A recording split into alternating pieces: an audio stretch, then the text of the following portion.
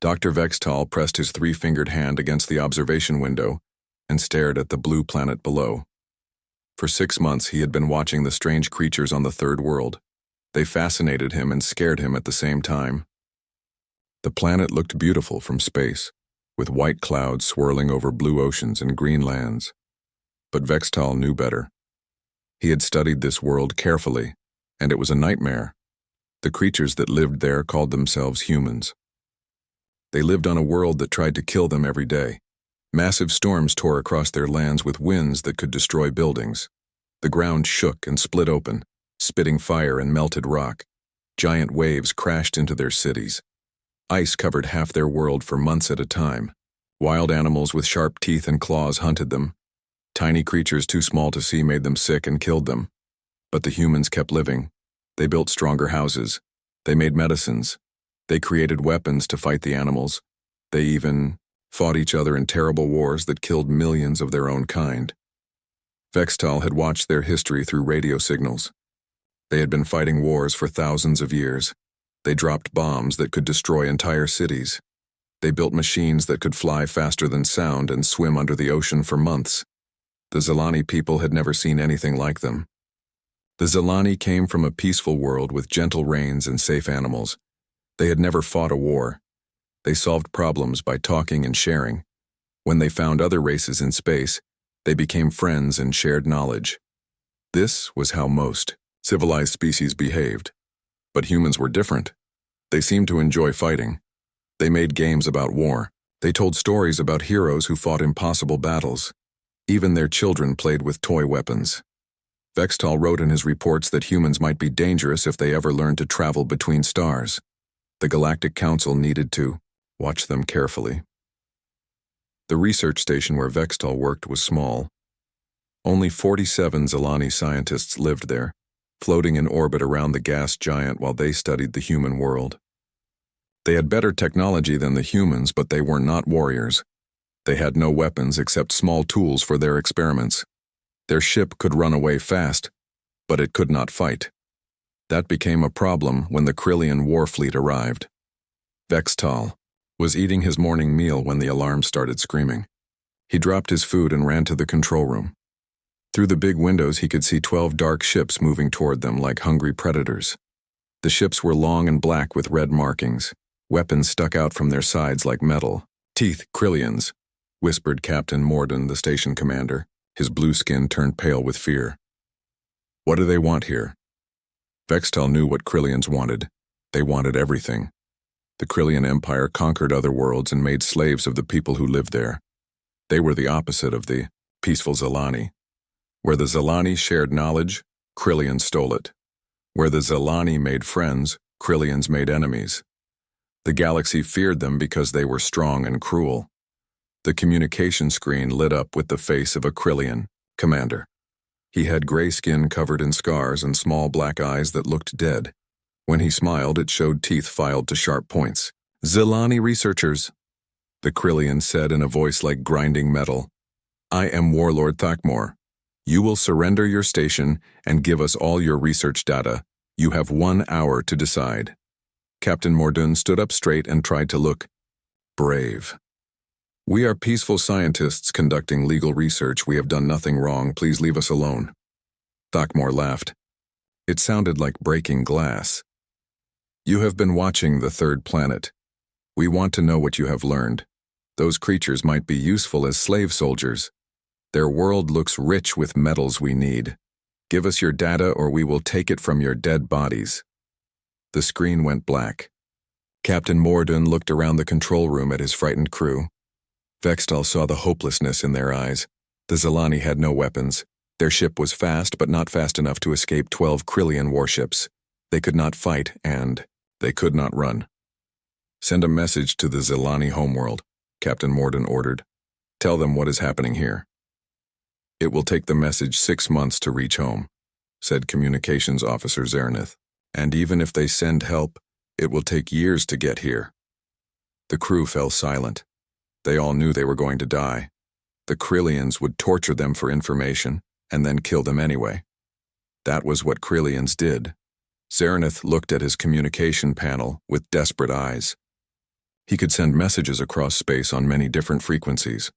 Most races used the same advanced methods to talk to each other, but he could also send simple radio signals, the kind that primitive races used. The humans, he said suddenly, the creatures on the third planet, they use radio signals to talk to each other. Bextal stared at him. They are primitive. They have barely left their own world. What could they do?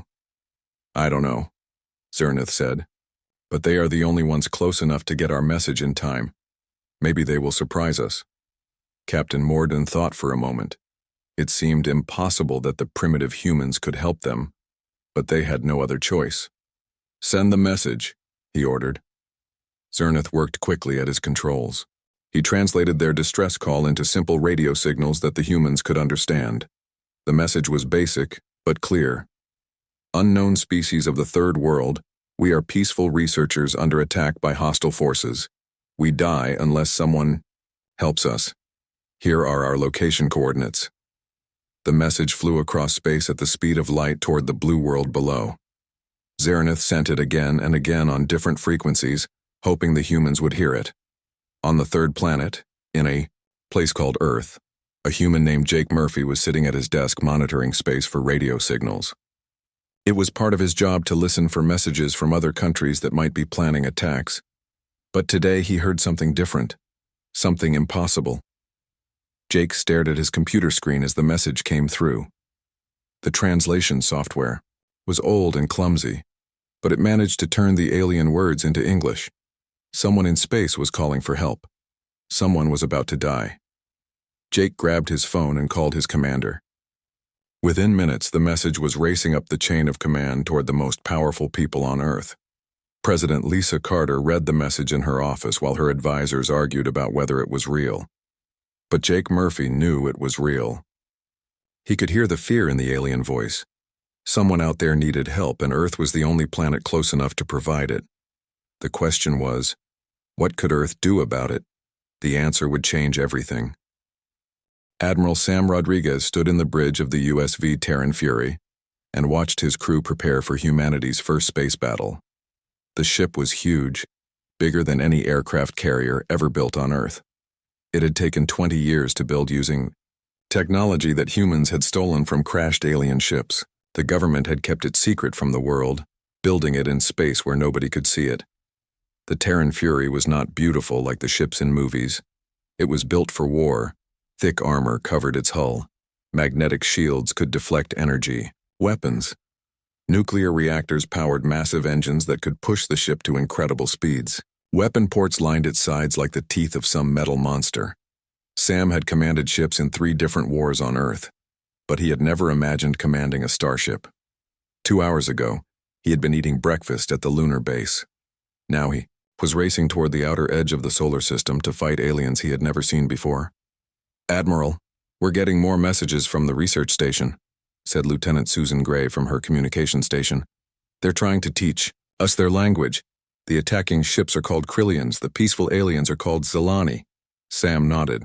What else do we know about these Krillians? Dr. Tony Walsh looked up from his computer. He was the smartest scientist on Earth when it came to studying aliens. From what I can understand, the Krillians are warriors. They conquer other planets and make slaves of the people. They've been doing this for hundreds of years. Captain Amy Brooks spoke from the screen on the wall. She was commanding the USV Iron Wolf, a smaller but faster ship that flew beside them. Admiral, my ship is ready for combat. We've loaded all our best weapons. Good, Sam said. How many enemy ships are we facing? 12, said Commander Pete Collins. He led a squadron of fighter ships that had launched from Earth's moon. My pilots have run practice battles against those numbers, but only in computer games. We've never fought a real space battle before. Sam felt the weight of command on his shoulders. He was leading humanity's entire space military into battle. If they lost, Earth might be next. The aliens would learn where humans lived and might decide to attack their homeworld. Marine Colonel Rick Martinez joined them on the bridge. His soldiers were preparing their weapons and armor in the ship's lower levels. Admiral, my men are ready. We've trained for boarding enemy ships, but we don't know what these aliens look like or how strong they are. We'll find out soon enough, Sam said. The journey to the research station took 18 hours at maximum speed. The engines pushed the ship so hard that the crew felt twice their normal weight. Everyone had to lie down during the worst acceleration or risk being crushed. During the trip, Dr. Walsh worked with the Zilani scientists to learn more about their attackers. The Krillians were bigger than humans and stronger. They had gray skin and sharp teeth. They wore heavy armor and carried energy weapons that could burn through metal. But they've never fought humans before, Dr. Walsh said. They don't know how we fight or what weapons we use. Lieutenant Gray was learning the Krillian language by listening to their radio messages. Admiral, they're not taking the research station seriously as a threat. They think it's just full of weak scientists. They have no idea we're coming. Good, Sam said. Let's keep it that way. All ships, maintain radio silence until we engage. The aliens were using energy weapons and advanced shields, but humans had developed different technology. Earth's weapons were built for the kind of wars humans had been fighting for thousands of years. They used bullets and missiles and explosives. They used kinetic energy to punch through armor instead of trying to burn through it.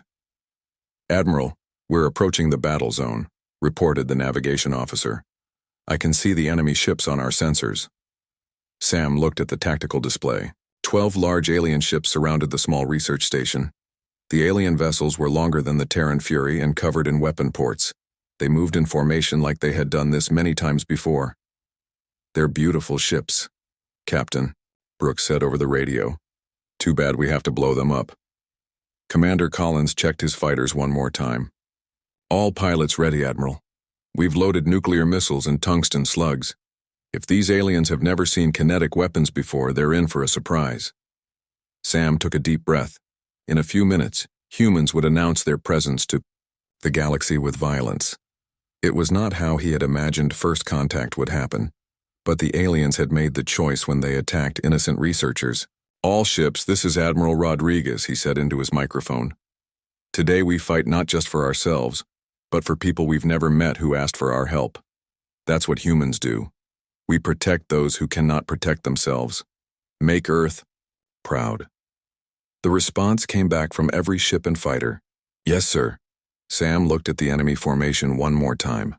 The Krillians had positioned their ships to prevent the research station from escaping. They had no idea that death was approaching them at incredible speed. Communications. Open a channel to the enemy commander, Sam ordered. Lieutenant Gray worked at her controls. Channel open, Admiral. Sam spoke clearly and calmly into his microphone, knowing his words would be translated and sent to the alien warships. Attention attacking vessels. This is Admiral Sam Rodriguez of the Terran. Space Force, you will cease your assault on the research station and withdraw immediately. The response came back quickly. The alien commander's voice was full of laughter and contempt. He spoke in broken human language. Primitive creatures from Dirt World. You have small ships and weak weapons. Go home before we kill you too.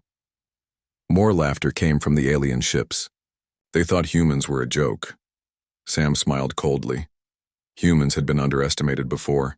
It never ended well for the ones doing the underestimating. All ships, he said. Attack. The Terran Fury and Iron Wolf accelerated toward the enemy formation. Commander Collins led his fighters in a wide arc around the gas giant's moons. The alien ships turned to face them, energy weapons beginning to charge. The battle for humanity's place in the galaxy was about to begin. Warlord Thakamore stood on the command bridge of his flagship and watched the primitive human ships approach. His scarred face showed amusement as he studied the crude vessels on his display screen. The largest ship was barely half the size of his own warship. The smaller vessels looked like metal insects compared to his mighty fleet. Commander, said his weapons officer, the primitive ships are not responding to our warning. Should we destroy them? Thakmore waved a clawed hand dismissively. Send 2 ships to deal with them. The rest of us will continue extracting data from the research station. These dirt dwellers will provide good target practice for our gunners. The Krillian commander had conquered 47 worlds in his career. He had fought species with advanced technology and powerful weapons. These humans with their chemical, Rockets and metal hulls looked like children playing with toys. Their energy signatures were so weak that his sensors barely detected them. Two of his warships broke formation and moved toward the human fleet. Energy weapons began to glow along their hulls as they prepared to fire. Thakmor expected the battle to last minutes at most. He was very wrong. Admiral Rodriguez watched the alien ships approach and felt his heart beating fast. This was it. Humanity's first space battle against an unknown enemy. Everything they had trained for came down to the next few minutes. All ships, scatter formation, he ordered. Use the gas giant's rings for cover. Remember, they've never seen our weapons before. Make every shot count. Captain Brooks dove the Iron Wolf behind a cluster of ice and rock that orbited the gas giant. The alien energy beams passed harmlessly through the space where her ship had been moments before. She smiled grimly as she activated her weapon systems. Admiral, their shields are designed for energy weapons, reported Dr. Walsh. They're not expecting kinetic attacks. Perfect, Sam said. All ships target their weapon systems first. Let's show them what humans do best. The Terran Fury's main guns rotated toward the nearest Krillian ship. Instead of energy beams, they fired tungsten slugs accelerated to incredible speeds by magnetic coils. The metal projectiles were small, but moving, so fast they hit with the force of bombs. The Krillian captain never saw them coming. His shields were designed to stop energy beams and particle weapons. They did nothing against solid metal moving at nearly the speed of light. The tungsten slugs punched through his shields like they were made of paper and tore massive holes in his ship's hull. Impossible, the alien captain screamed as his ship shook apart around him. What kind of weapons are these? Captain Brooks emerged from behind the ice ring and fired a spread of missiles at the second Krillian ship. The nuclear warheads had been designed to destroy enemy cities on Earth. Against an alien warship, they were devastatingly effective. The explosion lit up space like a new sun and left nothing but glowing debris. Warlord Thakmor stared at his display screen in shock. Two of his ships had been destroyed in less than 30 seconds by primitive creatures who barely knew how to leave their own planet. It was impossible. It was humiliating. All ships, attack, he roared. Kill them all. The remaining 10 Krillian warships turned toward the human fleet with weapons blazing. Energy beams filled space with deadly light. But the humans were no longer where the aliens expected them to be. Commander Collins led his fighter squadron around one of the gas giant's moons and came at the Krillian ships from behind. His pilots had trained for this moment their entire lives. They flew like Earth fighter pilots had always flown, using speed and surprise to overcome larger enemies. The Krillian ships were powerful but slow. They had been designed to fight other large warships in formation battles. They had never faced small, fast fighters that attacked like a pack of wolves. Collins fired his first missile at the nearest enemy ship. The nuclear warhead struck the eye, engine section and turned half the vessel into scrap metal. His wingman, Lieutenant Kate Wilson, put 2 torpedoes into another ship's weapon systems. All around him, human fighters darted between the massive alien vessels like angry bees, stinging and retreating before the enemy could respond. The Krillians tried to shoot back, but their big energy weapons could not track the small human fighters. They were like giants trying to swat flies with hammers. Admiral Rodriguez brought the Terran Fury into close combat with Thakmor's flagship. The two ships exchanged fire at point-blank range. Krillian energy beams scorched the human ship's armor, but the magnetic shields deflected most of the damage. In return, the Terran Fury's kinetic weapons hammered the alien vessel with devastating effect. Their armor is strong, reported the weapons officer, but it can't stop our tungsten slugs. Keep firing, Sam ordered. Target their engine room. Dr. Vexatal watched the battle from the research station in complete amazement. The creatures from the third planet fought like nothing he had ever seen. They used their ships like weapons, ramming through enemy formations and striking from unexpected angles. They worked together like a pack of predators hunting much larger prey. The humans were outnumbered 6-1, but they were winning. Their weapons were different from anything in the galaxy.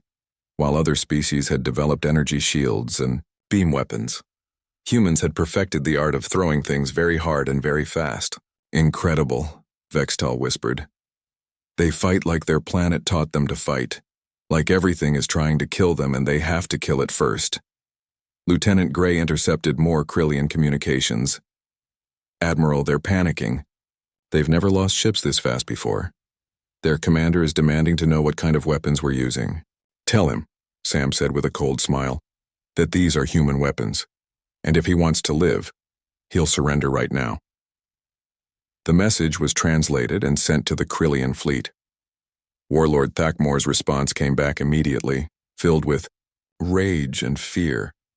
What manner of demons are you? Admiral Rodriguez keyed his microphone and spoke words that would echo across the galaxy for generations. We're humans, and we just made humanity's introduction to galactic civilization. You chose to make it through violence. Around them, the battle continued to rage. But the outcome was no longer in doubt. The Krillians had thought they were attacking primitives. Instead, they had awakened something far more dangerous than they could imagine. They had made enemies of the Deathworlders. Dr. Vextel pressed his face against the observation window and watched the impossible battle happening outside. The human ships moved through space like living creatures, dancing between the massive Krillian warships and striking with deadly precision. 5 alien vessels had already been destroyed, their wreckage spinning slowly in the darkness. The humans fought unlike any species Vextal had ever studied. Other races in the galaxy fought ship-to-ship battles with careful formations and long-range energy weapons. They tried to stay far apart and wear each other down slowly. But these creatures from the third planet fought like pack hunters. They surrounded their prey, attacked from multiple directions, and showed no fear of getting close to larger enemies. Captain, Vextal called to Morden. Are you recording all of this? Every second, the captain replied. The Galactic Council will never believe it if we don't have proof. On the tactical display, Vextal watched as small human fighters swarmed around a Krillian battleship like angry insects. The big alien ship tried to swat them with its energy weapons, but the fighters were too fast and too small. They fired strange projectile weapons that punched holes through the battleship's armor. Within minutes, the massive vessel was dead. In space, its engines destroyed and its hull venting atmosphere. Meanwhile, something even more shocking was happening. Human soldiers were boarding damaged Krillian ships. Marine Colonel Rick Martinez led his men through the airlock of a crippled alien vessel. The Krillian ship had been designed for creatures larger and stronger than humans, with higher ceilings and wider corridors. But the artificial gravity was set to match the aliens' homeworld, which was lighter than Earth. Rick felt like he could jump 10 feet in the air. His soldiers moved through the alien corridors with incredible speed and agility. The heavy combat armor that would slow them down on Earth felt light as clothing here. Their bones, muscles, and hearts had been shaped by Earth's crushing gravity and dangerous environment. The first Krillian warrior they encountered was twice as tall as Rick and covered in thick gray scales. Under normal circumstances, the alien would have been much stronger than any human. But this was not normal circumstances. The Krillian was wounded and struggling to move in his own ship's damaged artificial gravity. Rick's rifle fired tungsten bullets at hypersonic speed. The aliens' armor, designed to stop energy weapons, offered no protection against solid projectiles. The Krillian warrior fell without firing a shot. These guys are tough, Rick said into his radio, but they're slow, and their armor is useless against our weapons. More Krillians appeared in the corridor ahead. They carried energy rifles that glowed with dangerous power, but they moved like they were underwater compared to the fast human soldiers. Rick's men threw grenades that exploded with chemical fury, filling the corridor with smoke and fragments. When the smoke cleared, the aliens were down. They've never fought anything like us, said Sergeant Bill Murphy as he led his squad deeper into the ship. Look at their weapons, all energy-based. They probably haven't seen gunpowder in 1,000 years. The humans moved through the alien ship like they owned it. Earth had taught them to fight in every possible environment. They had trained in caves, underwater, in burning buildings, and in freezing cold. An alien spaceship was just another battlefield. Meanwhile, on the bridge of the Terran Fury, Lieutenant Susan Gray was learning more about their enemies with every passing minute. She had cracked the Krillian communication codes and was listening to their radio traffic. Admiral, she reported. "They're terrified. I'm hearing reports from their ships about demon soldiers and impossible weapons. Their whole fleet is in chaos." Dr. Tony Walsh looked up from his analysis station. "I'm studying the wreckage of their ships. Their technology is more advanced than ours in some ways, but they've specialized in energy weapons and shields. They have no defense against kinetic attacks because nobody in the galaxy uses them anymore." "Why not?" Admiral Rodriguez asked. "Because they're primitive," Walsh explained. "Energy weapons are cleaner, more efficient, easier to control. Most civilized species stopped using projectile weapons thousands of years ago, but humans never had that luxury. We kept improving bullets and bombs because we had to. Our planet kept trying to kill us, so we got very good at killing back." The battle was turning into a massacre. The remaining Krillian ships were trying to retreat, but Commander Collins and his fighters had positioned themselves to cut off escape routes. The alien vessels were trapped between the human fleet and the gas giant's gravity well. Warlord Thakmor stood on his damaged bridge and watched his mighty fleet being destroyed by creatures he had dismissed as primitives. Half his ships were gone. The others were being boarded by human soldiers who fought like demons. His weapons officer was dead. His shields were failing. "Sir," his communications officer said with a shaking voice, "the humans are demanding our surrender." Thakmor looked at the tactical display. 3 human ships had surrounded his flagship. Somehow the tiny human fleet had defeated 12 Krillian warships. It was impossible, but it was happening. On the research station, Dr. Vexital was taking notes as fast as his fingers could move. Everything he was seeing would revolutionize galactic understanding of warfare and evolution. "The humans are not just warriors," he dictated to his computer. "They are predators evolved on a world that required constant adaptation to survive. Their technology reflects this. While we developed elegant energy weapons, they perfected the art of kinetic destruction. While we learned to fight at safe distances, they learned to fight in close quarters where hesitation means death."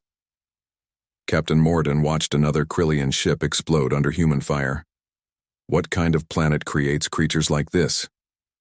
Vextal looked at the data he had collected about Earth over the past months.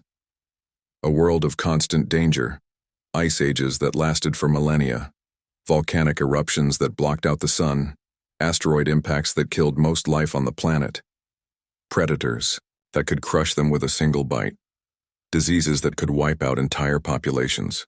And they survived all of that? "More than survived," Vextel said. "They conquered their world completely. They learned to live everywhere, from frozen wastelands to burning deserts. They developed weapons that could kill any creature on their planet. And when they ran out of external enemies, they fought each other to stay sharp." The communications officer on the research station picked up a transmission from the human admiral. The message was being broadcast to all ships in the area, translated into dozens of languages. "This is Admiral Sam Rodriguez of the Terran Space Force," the voice said calmly. "To any Krillian vessel still capable of fighting, surrender now and your lives will be spared. Continue fighting and you will share the fate of your companions."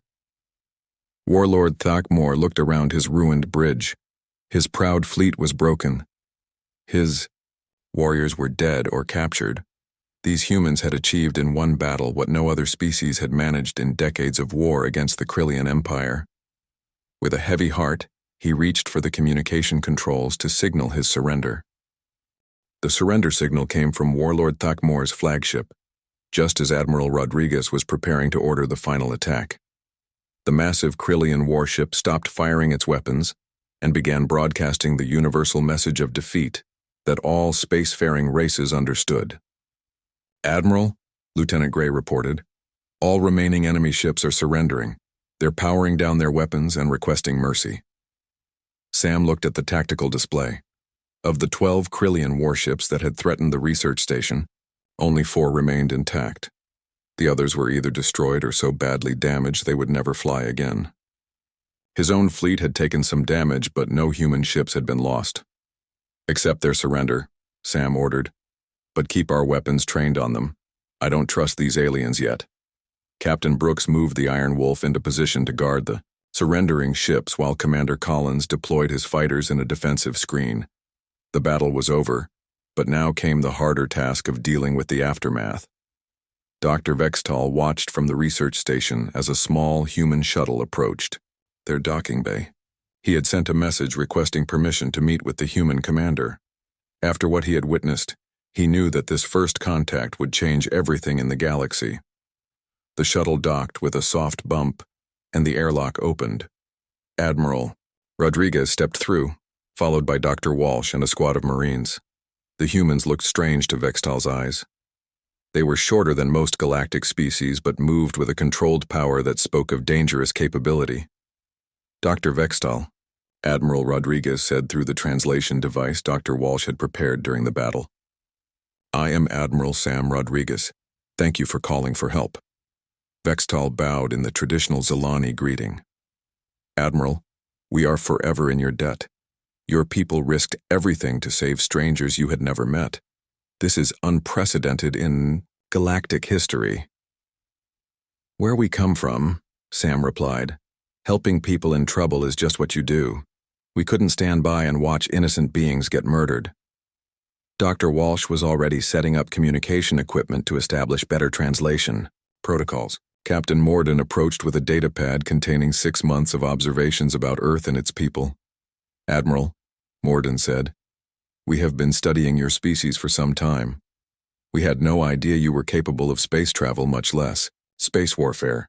Your ships appeared on our sensors only hours ago. Sam smiled grimly. We've been preparing for this day for 20 years. We always knew we weren't alone in the universe. When we started receiving radio signals from other worlds, we decided we better be ready for whatever was out there. Meanwhile, the news of the battle was spreading across the galaxy faster than light through quantum communication networks. On the Krillian homeworld, Emperor Vactor received the report of his fleet's defeat with disbelief and rage. 12 of his best warships destroyed by primitives from an unknown world? It was impossible. But the surviving Krillian officers confirmed the story. They transmitted detailed recordings of the battle, showing human ships using weapons and tactics. Unlike anything in galactic databases, the recordings would be studied by military analysts for decades to come. On the peaceful Zilani homeworld, the news was received with joy and amazement. For the first time in their history, someone had come to their aid when they called for help. The Galactic Council met in emergency session to discuss these strange new creatures called humans. Dr. Vextal transmitted his complete research files to the Council, along with his first-hand account of the battle. His report painted a picture of a species unlike any other in known space. Warriors from a world so dangerous it had shaped them into the perfect soldiers.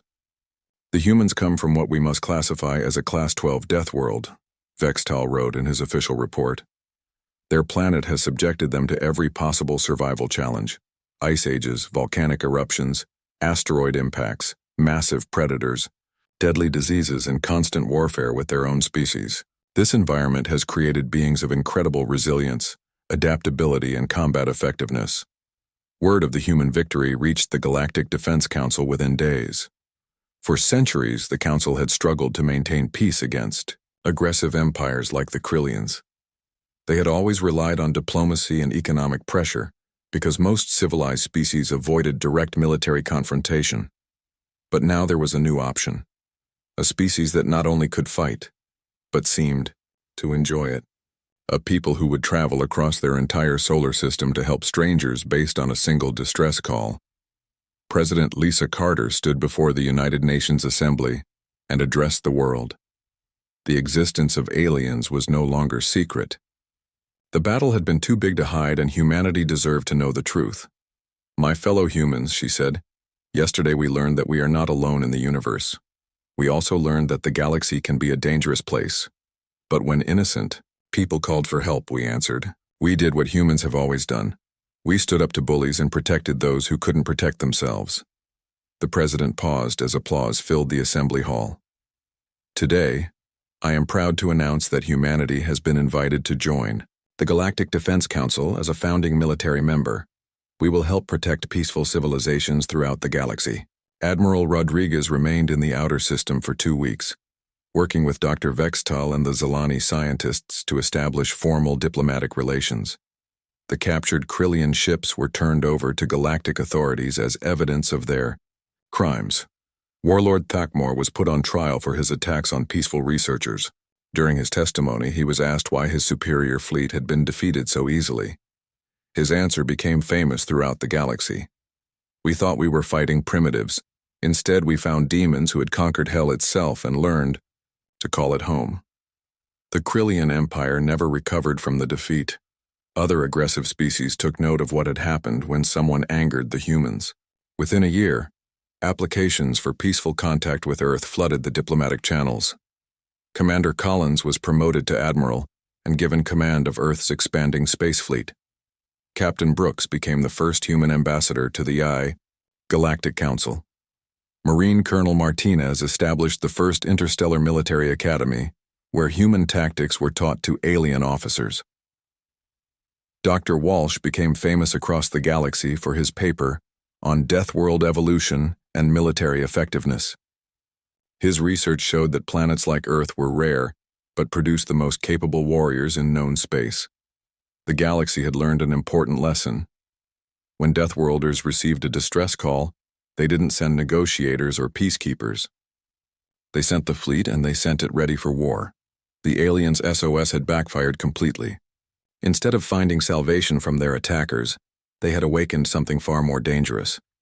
The protective instincts of a species that had spent millions of years learning that the best defense was an overwhelming offense. Humanity had announced their arrival to the galaxy with fire and fury, and the galaxy would never be the same.